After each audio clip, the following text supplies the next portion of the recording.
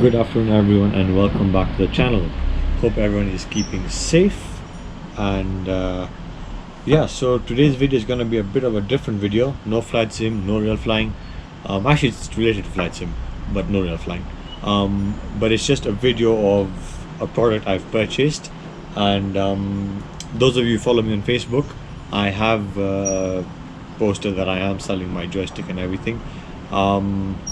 It is for sale.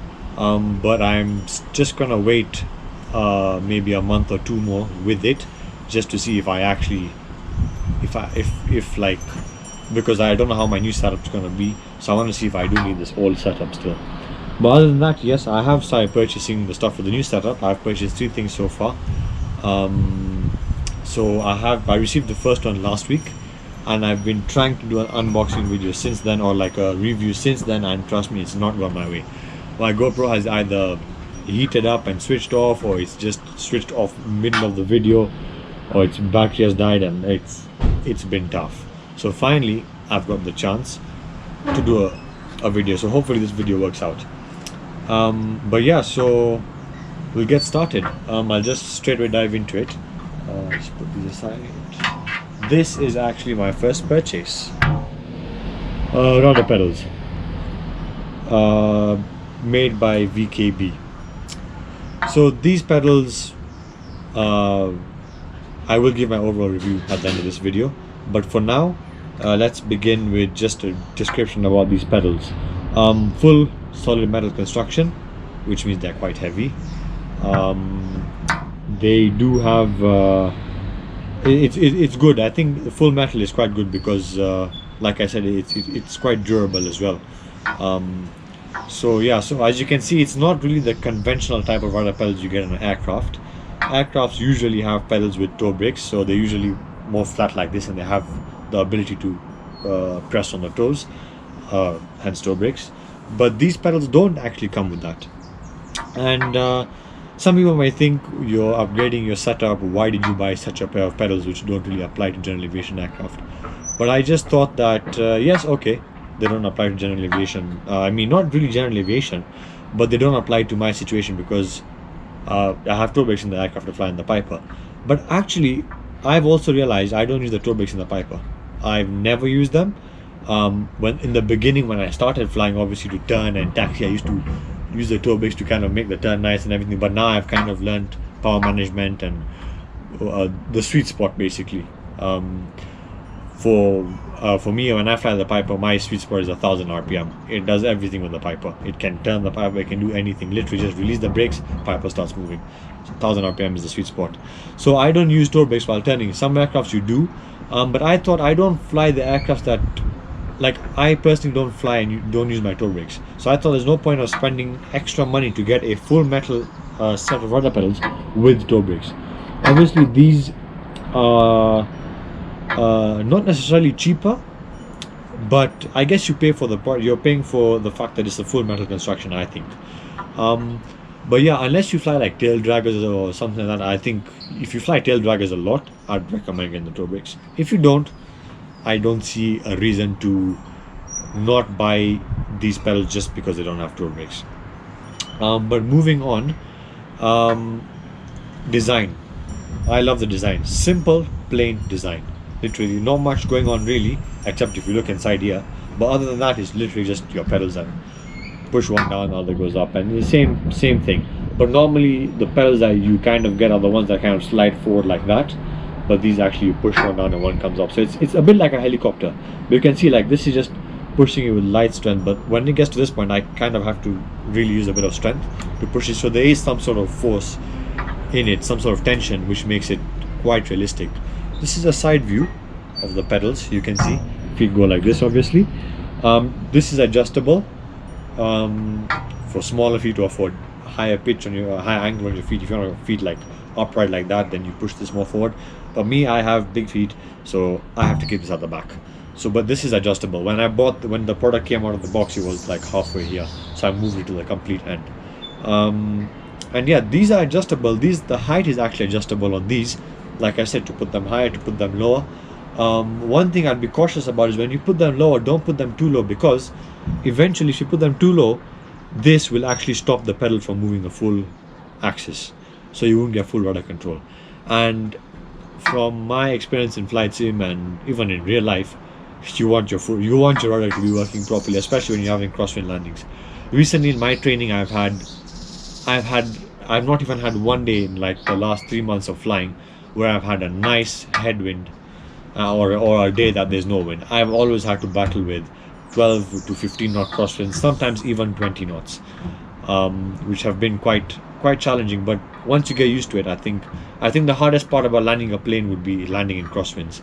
It's not as easy as people think it is. It is quite difficult, and like you see these videos on YouTube of planes coming in with that crab angle and literally touching down sideways and then aligning themselves. So it really is difficult, and those are not crosswinds of like 10 knots. Those are crosswinds of above 20-30 knots. So yeah, but yeah, so you can adjust these heights, as I was saying. You adjust them by, there are these screws. So basically you can extend these screws to make the pedals go higher, a bit higher, or you can shorten the screws to make the pedals go lower. But like I was saying, you want full rudder control, because at one point it will touch this. So at the moment mine just barely touch. They leave like about a millimeter gap, which I find is perfect, because if I make them lower, I might not get full control over the axis, which I want. So yeah, and then this is the way they look from the back side. You can see everything is visible. You can see exactly how these pedals work. You can see everything inside here. You can see the screws, everything, bolts, nuts, everything that's been used to make this set of pedals, which I feel is quite cool. So if we look at this side, the right hand side, we can see there's a tensioner here. We can reduce the tension on the pedals, increase the tension, which is quite cool. Depending on how stiff you want the pedals, you can do that. There's also another aspect to how stiff you want them, is a section, just lift these up, there is a section right here about force, high force and normal force. I did try and adjust it myself, and I frankly failed. It was quite difficult. I don't have the method. I don't know how to do it. I've tried to search YouTube tutorials on how to do it. I've not got any. But yeah, you can adjust it to high force, but I think I'm comfortable with this force. It's nice and easy for my feet to move on, and it really is helpful. So what else came with this set of pedals? We got a USB cable. This goes into your laptop, and this goes into a unit that I'm going to show you in just a few minutes. This goes into that unit, but this goes into your USB port on the laptop. So that's one set of one cable. I'll put these here. Then the next cable that we got was like, it looked like an Ethernet cable, I don't know, data cable or something. This goes directly from the pedals to this unit. And now for the unit itself, this is the unit. This is VKB's black box. Quite a cool name, I think. But this is the black box, and these are where the two cables come in. So when it comes to setting this up, I'll just show you how it's done. You just undo these cables. I just put them like this, it looks neat. But yeah, so just get the cables untied. Now the pedals at the front of them, just move that a bit like that. At the front of them, they have a little slot here for this Ethernet data type cable. So if you plug this in here, it goes in like that here, the click. Then the other end goes into the other side of the black box. Easy. Now next step is this cable. So this cable, I'll do the same thing. I just make them like that because I think it looks neat. But yeah, this end of the cable goes inside the black box at the back there. Plug that in, and this side goes into your laptop. So that's basically how it is. Now something else that came with this set of pedals was a mini, not toolbox, but a mini set of tools. A spanner and the spanner is just get it out actually. Everything out here, so the wind doesn't blow this away. Spanner like that, for these bolts for the top here, so you can tighten them and loosen them.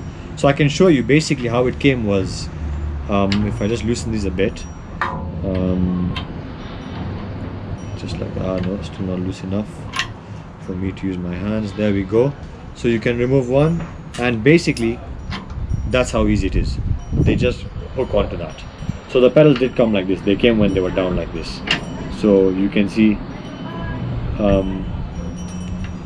how this stuff is. So with the pedals down like that, this is how it came in the box. So easiest thing was literally lift up the pedal, put the screw through the bush. I don't know if that's a bush really, but yeah, and then tighten this nut. Oops. So yeah, once you tighten it, then it's all in place, and then you'll find that the pedals move. Yeah, that was how easy it was. That was the spanner for that. Then we have a small Allen key, this size Allen key, not sure the exact size, but this is the Allen key that comes as well. For the tensioner, it goes inside this hole, and you can use it for the tensioner. And then we have another Allen key, which is like for the top here, like it fits in these, the bigger screws that we have. And then we have this bit of plastic. I do not know what this is for. I'm still trying to figure it out, because in the manual or anything, there's nothing like this. Like, I'm not seeing a picture of this or anything, so I'm still a bit confused as to what this is for. Once I find, I might let you guys know what that is for in the comments. And 2 sets of small screws, which I believe go with this, but I don't know where. Oh, hold on a minute. Well, maybe these go here. Do the cables pass in? Or does it go like this?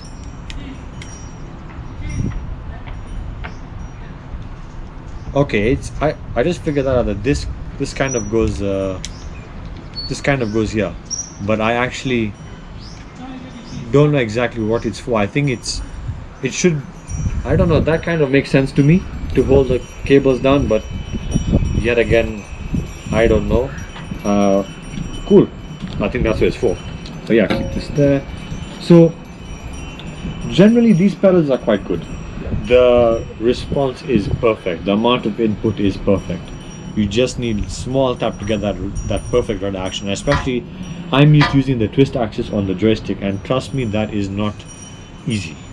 It is quite difficult, especially let's say like from Microsoft Flight Sim, where I've not seen the option of a nose wheel tiller, where it's X-Plane House, and I'm not seeing it. I'm not saying it's not there, I've just not looked for it. But I had to turn the aircraft from the taxiways with my joystick and twisting it. So while taxiing, it's quite annoying just holding your hand on the joystick like this and twisting. But I thought with the pedals it's so much better. Hand on the throttle and you're just using your feet. You don't touch the joystick until you're ready to take off on your takeoff roll or something, which I think is quite cool. So if you guys are any flight sim enthusiasts out there, if you guys are looking for the right sort of rudder pedals, I would not say this is the best. I've only had this set of rudder pedals. I have used Cytec, which is now Logitech if I'm not wrong, but they're still called Cytec rudder pedals. But I have used them, but I've not collected enough data to kind of give a judgment. I've used them once only. So, but the ones, this I've used now for loads of flights. In fact, I actually tried to do a flight sim video for the channel day before yesterday, but the Wi-Fi went, and the Microsoft works with Wi-Fi, and then my trip started looking like generic fields, and it looked quite ugly. It was really ugly, and the weather changed to, I had to put a preset which I don't like. I quite like live weather. So I will try and upload another video for the flight sim, because I recently purchased the Coronado 182 for the sim, and I must say it's brilliant. I love flying that plane. So anyway, back to the pedals. Yeah, so the only setback I kind of see with these pedals is the fact that they don't have toe brakes. But like I told you, I was not going for toe brakes anyway, so for me they're fine. But for the other viewers who actually want toe brakes, maybe pick a different set of pedals. But I believe VKB have done a great job on this set of pedals. They do have other pedals. I think these are not the only ones they have. They have other pedals, but I just picked these because they were within my budget. You can get some pedals that are it depends what your budget is. If you have a budget of like $1,000, you can go for the pedals. I don't know who they're exactly produced by, but they're, I believe, the same company that make the Yoko Yoke. If you go for those pedals, those are proper decent set of pedals, but those are $1,000, I believe. And also if you go for, you can go for the lower end, not really low end. To be fair, there's not much of a difference in terms of how they help your flight sim experience. It's mainly just a matter of feedback, how good the pedals feel, how natural they feel when you're flying. So I feel these are quite cool. um, so yeah, like I will leave the link to the pedals in the description. You guys can go check them out. And I hopefully will also be doing another video next week when I get my second product. All I can say at the moment, it is a yoke for flight sim. I don't really want to say who it's by. You'll see when I get it. But yeah, I think it's in these times, actually, to be honest, if you're trying to get flight sim equipment, you really need to be checking internet literally daily and checking, because the demand for such products has literally gone so high that production cannot even match it. If you look at many websites for flight gear and flight sim equipment, they're out of stock. So that's also one of the main reasons I got a VKB one, because they had theirs in stock. And I guess people kind of chose other pedals because these didn't have toe brakes. But I'll tell you that if you want a pair of rudder pedals, go for these. Some of you viewers may know Honeycomb. They've released their Alpha yoke, their Bravo throttle, and they have released a teaser of their Charlie pedals. I thought I'm not bothered to wait that long, and to be honest, I don't. I know it'd be cool to have all Honeycomb products if you were buying that range, but I was not bothered to wait for pedals from them. But I know their quality stuff. I have not experienced any Honeycomb stuff, but if you look at YouTube videos and people are just amazed. Like a throttle quadrant with, customizable levers and autopilot panel, annunciator panels, and like I don't know how many customizable switches. I think that has really struck the market well, the flight sim market, and it's cool for us guys like me who love flight sim, because we have some products we have to buy, like Cytec do the panels, switch panels, they do radio panels, they do all those panels, and it can be quite expensive buying buying all that stuff at once. So I mean, for the Bravo throttle, I believe people pay $250 for it, but you get an annunciator panel, which is something that you have to buy separately in some other products. You get an autopilot panel, you get some switches, customizable switches, you get a landing gear switch, you get a trim wheel, you get a flaps, general aviation flaps, and then you get the 6-axis throttle setup thing. You can set it up for, if you watch videos, you can set it up for general aviation, which are like a twin engine, like a King Air or a Baron, or you can set it up for a Caravan single engine, or you can set up 182, or you can go even lower and set it up for a 152 or a 172, which just has your mixture control and throttle control. And yeah, I think it's quite cool the way flight sim has actually developed. And yeah, so other than that, back to these pedals. My overall reviews, yeah, I'd go for them. If you're not too fixated on getting toe brakes with your pedals, I'd go for them. I mean, toe brakes is quite advantageous, while you can taxi quite well, and some aircrafts don't have such a great turning radius, so you kind of have to use toe brakes. But like I said, I've not used toe brakes my whole flying career. I mean, not even career. I've just flown certain amount of hours, but I've not used toe brakes. Like I said on the Piper, I don't use toe brakes. So I think if toe brakes is not a necessity for you, I definitely recommend going for these VKB pedals. And obviously, budget, I will leave the link in the description so you can know the price of these items. But other than that, yeah, I think it's really cool. I think they've really made flight sim, like I've really enjoyed flight sim since I've got these pedals. They make it so much easier, and they make it so much more immersive, especially like in flight sim 2020. I was one of the people who actually said I'm never gonna switch to Microsoft, or I don't like Microsoft Flight Sim and all that stuff. And when I actually played Flight Sim 2020, I was blown away. Let me just say, for VFR flights, oh my days, comparing default X-Plane and default Microsoft is something I'm really amazed with what Microsoft have done. Like literally the past few days I'm from Kenya, so the past few days I've literally just been flying into the Mara back to Nairobi, because it's so cool. It has all the airstrips you possibly want to fly to. whereas X-Plane does not have anything at all in the Mara. Nothing. It's, you have to download custom scenery, but there's nothing. So I think that's one setback with X-Plane. But yeah, so I have been using this mostly with Flight Sim 2020, but they work perfectly well with X-Plane as well. I've used them in X-Plane, and they work well. They're plug and play.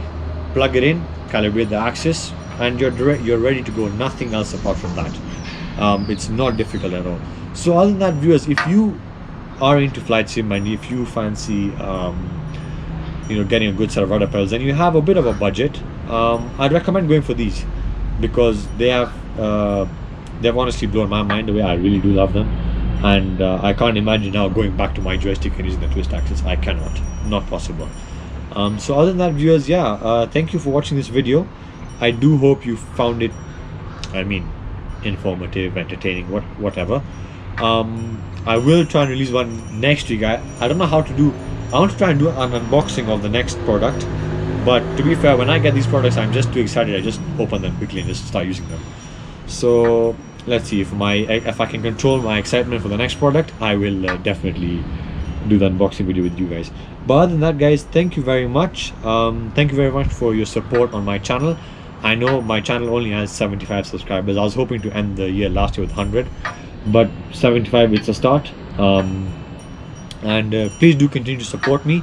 Please share my page, please share my channel as well, and if you do watch these videos and you do like them, please give them a thumbs up, and please hit that bell icon if you want to get notified whenever I post a new video.